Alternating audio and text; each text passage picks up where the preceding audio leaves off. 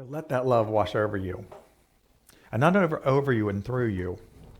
Because in fact, it is you. And that's kind of what I want to talk about this morning. So my talk title is Affirming Me.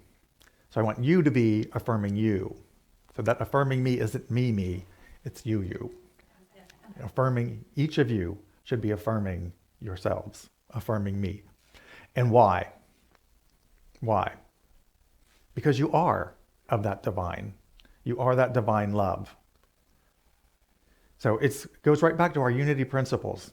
Unity principles 1 and 2. If you're not familiar with them, the first one says, there's only one power and one presence in the world, God. So in the Bible, in the beginning was the Word.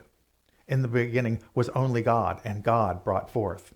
So if there's only one power, and there's only one presence, there was only one thing at the very beginning of all of existence, God the good. Then whatever came forth out of that had to come from that, had to come from God, a manifestation, an extension of that divinity. Which brings us to unity principle number 2. Therefore, if you came forth from that goodness, that God, that divinity, that one power, that one presence, then you inherently must also contain that good. You are inherently good and divine. You couldn't have come from somewhere else. You are a unique expression of that divinity. And hearing that, and then believing it, and then knowing it, is our spiritual path. And Jesus is aware of this even. In the Bible, in John 17, the chapters, Jesus prays for his disciples. And in this chapter, Jesus says something affirming to this very topic. He says he's praying for the disciples because they don't belong to this world. He says, I don't belong to this world, and neither do they, because they're in this world, but they're not of this world. And that's true for each and every one of us, too. That we are in this world, but we're not of this world. Another way that you may have heard this said is we're spiritual beings having an earthly experience. But we're in this world, but at our core, we're not of this world. Our core is divine. Our core is sacred. The truth of who you are is sacred. So my question for today is, how would you treat yourself if you knew you were sacred? How would you treat yourself if you knew you were sacred? Much better. Much better. Thank you. Talk over. Because think about how people treat other things that they think are sacred. They'll dress them up, they'll paint them, they'll take care of them, they'll worship them even. They cover them in gold or make them out of gold and put jewels all over them because they think they're sacred. But they won't carry the same respect and honoring to their very selves because you don't believe yourself as being sacred. So how would you treat yourself if you believed, if you knew that you were sacred? Well, you have to do it in 2 ways. I think there'll be changes made. One is in our thoughts, and one is in our body. And the first I want to talk about is in our thoughts. Because if you knew you were sacred, what would you say about yourself? And the most powerful statement you can say about yourself starts with 2 very simple words. I am. I am. So I invite you to pay attention every time you start a sentence with I am. And are you saying something true about yourself or not? Are you affirming your divinity or not? Because most of the times, I find I'm not. I'm sick. I'm tired. I'm so stupid. I'm not worth it. I'm not good enough. They're all saying the opposite of the truth of who I am. So Unity teaches for us to correct this pattern of thinking is a process called affirmations and denials. And it's really kind of simple if you use them correctly. Because what you want to do is become aware of these thoughts and beliefs that you have that you didn't sometimes even choose, but were given to you by others, by parents, by teachers, by mentors, by bosses, of you thinking less than divine of yourself. Thinking of, I'm not worthy, or I'm not good enough, or I shouldn't, or I couldn't, or I can't, or someone else is better or should and more deserving. So the affirmations and denials work like this. Charles Fillmore says, first you have to start with a denial. And he basically says, he calls it a conscious acknowledgement of an incorrect conclusion. So what you're saying is, I recognize I've said something about myself that I no longer want to believe or do believe as true. And what you want to do is take the power away from that belief. Because the next unity principle is our thoughts create the world we live in. So we want to correct those thoughts. But we have to correct them correctly. Because, for instance, when I first started doing talks, I would get up or lead a meditation. I would get up in front of people, and I was very nervous about doing it. Sometimes I still am.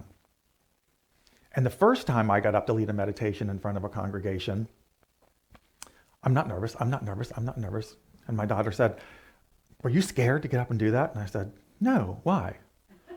You say, because I could see your knees doing this, just going like that through your pants. And I'm like, no, I wasn't nervous, but yeah, I guess I was scared. What was I? And denying, I'm not nervous. That really is what we would call metaphysical malpractice. Because you just keep denying something that's actually true doesn't work. Because what you really want to do is deny the belief or thought behind that. And what I really had was a fear of failing. So what I want to deny and take away is the power that I had in that fear. So the denial would be, fear does not have the power to stop me from doing what is mine to do. The fear of failing does not have the power to prevent me from trying. I can't say I'm not nervous, because I'm probably nervous. That's not going to take the nerves away. But can I take away the power in the belief behind the fear?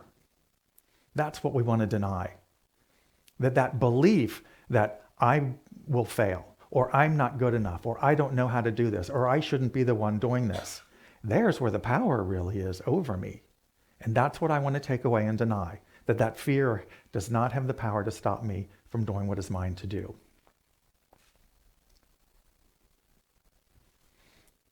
Just simply saying, I am prosperous, I'm prosperous, I'm abundant. I'm prosperous,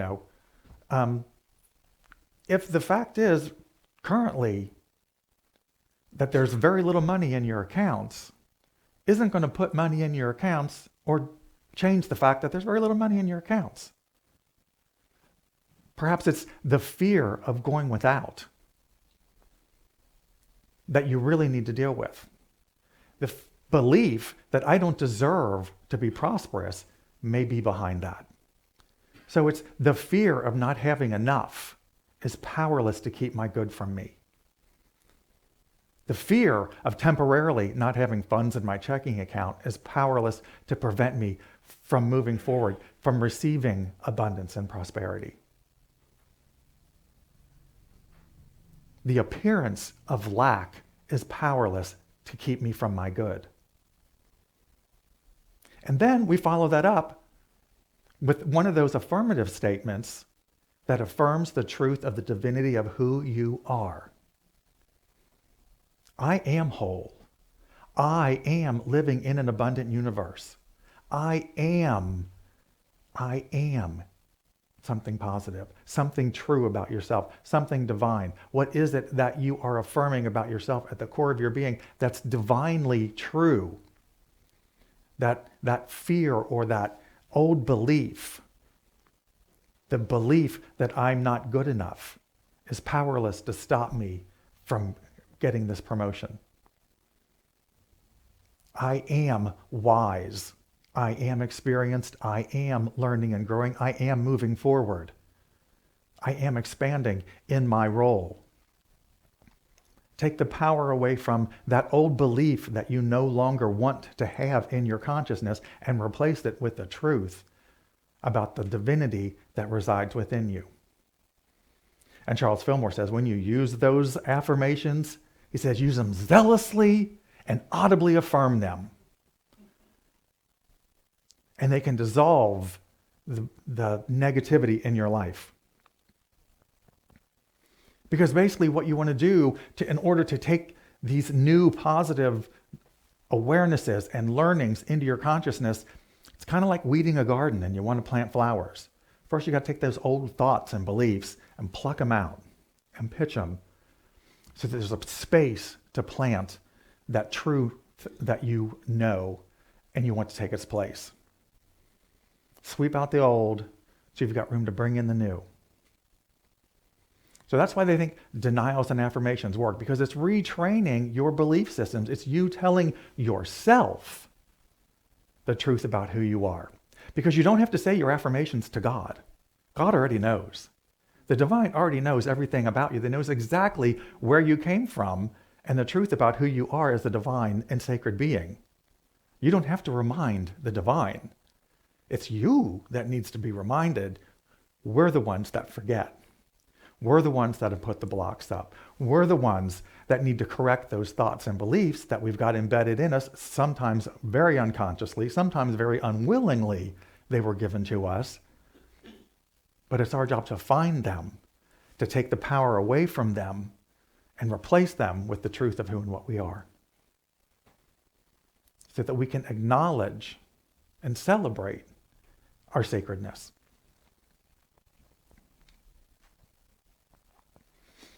So don't pray to God about you. Pray to you about you. God's listening. He has to, because you're part of him. It, them, her. We're all connected. And as you do this for yourselves, you do it for the consciousness of the world. You do it for everyone else in this room. You do it for the other members of your family.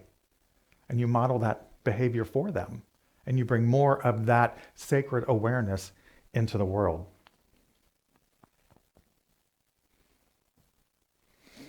So how do we bring that into our body then? Think of how you treat this space when you come in here. There's no trash on the floor. You know? You all park at the right places. You come in through the door. This means something to you. It has value. And you take care of it. So what about your physical selves? What about our physical selves? From what we put into our body, what we eat, what we drink, to the exercise that we take, to the garments that we put on, to the environment that we create in our homes. Are they safe? Are they clean? They don't have to be plated, gold plated. They don't have to have exquisite furniture around them. But do they honor the divinity of who you are?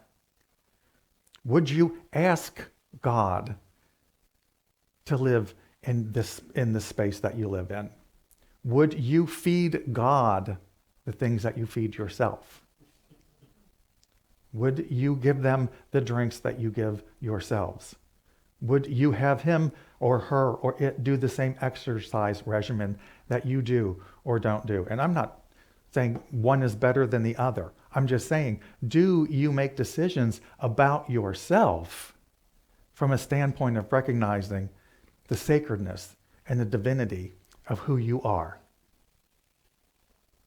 Because as we move from thinking I'm unworthy and it doesn't matter and I don't care to I am sacred, you make changes not because you have to, but because you want to. Because you want to honor the divinity and the sacredness that you know that you are. And that's where the change and the growth comes from. It's not from have to. It's not because someone said to. It's not because I said you need to do better. It's not up to me. You may be doing twice as good as me right now with all that you do to recognize your own divinity. Your spiritual practice could be twice what mine is. Your state of consciousness could be so much more elevated than mine because we're all on our individual paths. But is there room for growth? Is there room for a greater recognition of that sacredness of ourselves? Our mind, our bodies, and our souls. Because spiritually, we just think about our souls so much, but that's only one of the three parts of us. We have a mind that should be thinking divine thoughts. We have a body that should be a manifestation of the divine in this world.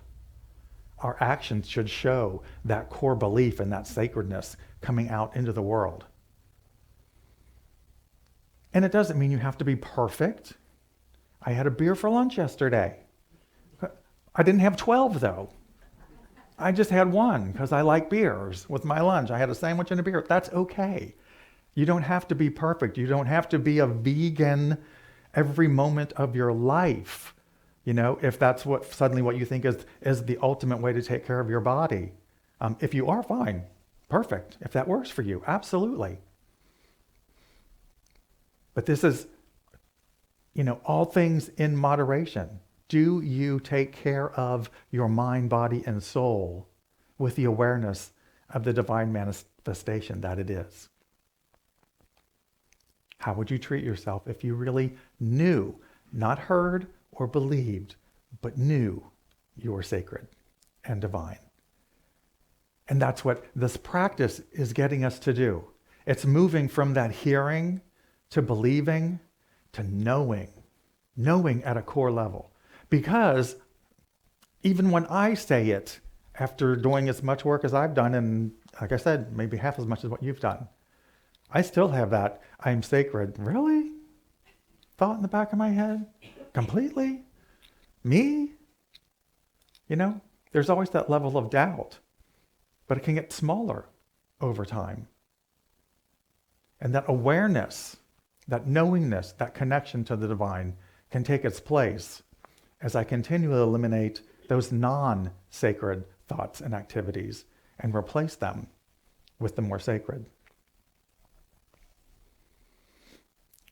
So my suggestion for you from this point forward, today, just for one day maybe, if you wish, is to pay attention to your thoughts. And especially when you hear yourself say, I am, and you're, what was I just going to say? And even if it's, I'm so silly. Oh, I didn't mean that. I was kidding. Take the power out of that. There, I did it again. I'm not going to do that again. I'm not silly. I'm prone to error. I can make mistakes. But take the I am out. Because I